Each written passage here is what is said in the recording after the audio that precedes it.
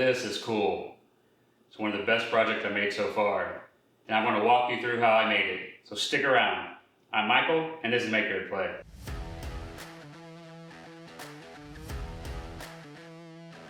Welcome to my home office. It is too hot out in the garage recording this right now. Thus my location changed in here where it's much cooler. My day job is CTO of a healthcare software company. I'm actually employee 4 and part of the team who came up with the name for the company. I thought it would be really cool to create a wooden sign that has that company name on it and the definition for the word we chose for the company name. I'm making this sign out of cherry because I just happen to have a lot of it in my garage because I did a bulk purchase many years ago of it, which also as a side note means it is set in my attic for over a decade and is dried very nicely. So I start by milling and resawing some cherry to create the panel that I'm going to engrave the definition in, as well as the blanks for CNC and the letters for the company name out of. Now that I've got all my stock prepped, now comes the fun part, cutting this all out in the CNC. I use Fusion 360 to model all the pieces and to generate my G code for the CNC. The top part of the sign consists of 8-inch letters, so those are fairly straightforward in that I modeled those letters and then set up a contour path using an end mill to cut those out. The bottom part, which contains the definition, this was a little bit more of a challenge. The width of that board is about 40 inches. My CNC only has a capacity of doing 30 inches. So in order to cut that on my CNC, I made sure that I set the origin for my cuts to be at the center of the board. And then I defined 4 different cut paths, technically 8 different cut paths because I used 2 different bits for each cut. But as you see, I ended up having a top left quadrant, a bottom left quadrant, top right, and then bottom right. And this allows me to run each of those jobs separately. So to do the 2 left quadrants, I set up the board on my CNC with the origin of the board being as to the far right as I can on my CNC, zeroed it out, and that allows it to cut all of the paths to the left of that origin. Once that was complete, then I took the board up off of my CNC, slid it all the way to the left, so that the origin was as far as left as it could be on my CNC, and then re-zeroed out the CNC, and that allows it to cut all of the paths to the right of the origin. So that's how I achieved cutting a larger sign than what the original capacity of my CNC could handle.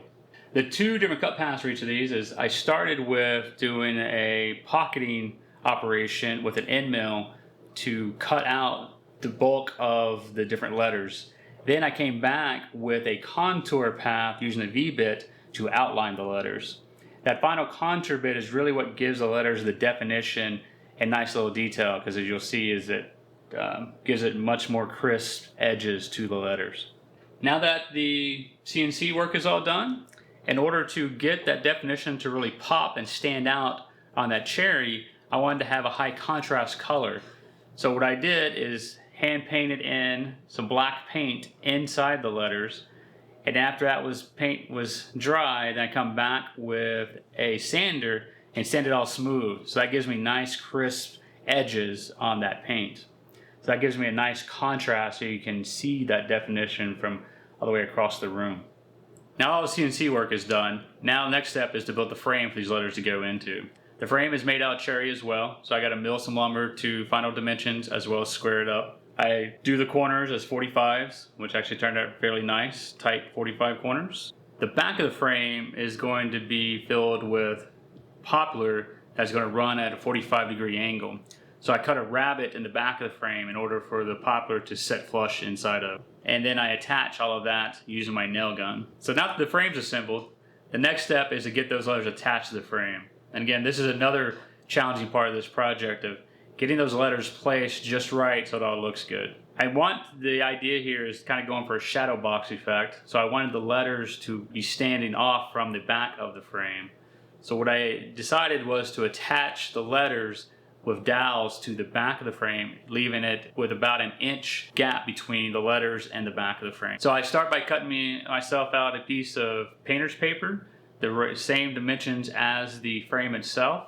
And then I lay it out on the island in my kitchen because, again, it is hot, too hot to be outside. So I commandeered the kitchen to finish this project on. And with the paper laid out, then I start placing all the letters and measuring and making sure everything is evenly spaced and everything is straight. Once I have those positioned properly, then I go and mark the different locations where I need to drill the holes for the dowels. And then using this piece of paper, I lay it over the frame, and then I use a hammer and a punch to mark all the drill holes for the dowels that are going to go into the frame. To make sure all the letters end up being in the same plane or the same height from the back of the frame, I use a piece of board that spans the top of the frame, and that is what I'm using as my drill depth on my drill to drill in the holes for the dowels. The poplar itself that is forming the back of the frame is all different widths and thicknesses to give it that rustic age look. So I couldn't use the poplar itself as a reference for depth, so I'd use the top of the frame for that reference. Once all those holes are drilled, then I take the same piece of paper I used to mark the holes on the frame, and then I flip it over and then attach it to the back of the letters, and I use the same hammer and punch to mark the holes on the back of the letters, and then I use my drill press to drill the holes for the letters. And the final step is to take the dowels and put them in each of the holes, and the letters themselves also then would go onto the dowels and the holes that were drilled into them, and cross our fingers, everything lines up and it works out well. Now that's all the pieces cut and holes drilled, ready for assembly. So now the final step is finishing. And I finished this using lacquer. So with my spray gun, I sprayed 3 coats of lacquer on the front and back of everything, which gives it a nice finished look as well as protecting the wood. And then now once the lacquer is dry, I go through and actually glue all of the dowels into the frame as well as gluing the letters onto the dowels. And there you have it. There's the final sign. I think it turned out really well. The lacquer finish gave it that cherry a real nice rich red color, and I really love how it looks. And I can't wait to hang this on my wall. Hope you enjoyed this video. If you did, hit that like button. If you're so inclined, hit the subscribe button. And I will see you in the next video. This is why I don't record in the house, if you're going to laugh at me. I do this in the garage all the time. I'm not laughing at you, I just love to hear the, like... Multiple takes. Well, the change, and I don't like how that comes out. Let me try this. Nope, it's cooler here. Yeah. Yeah. So, now that the wife's done mocking me, we can get back to the video. Oh! I know, you're not mocking me.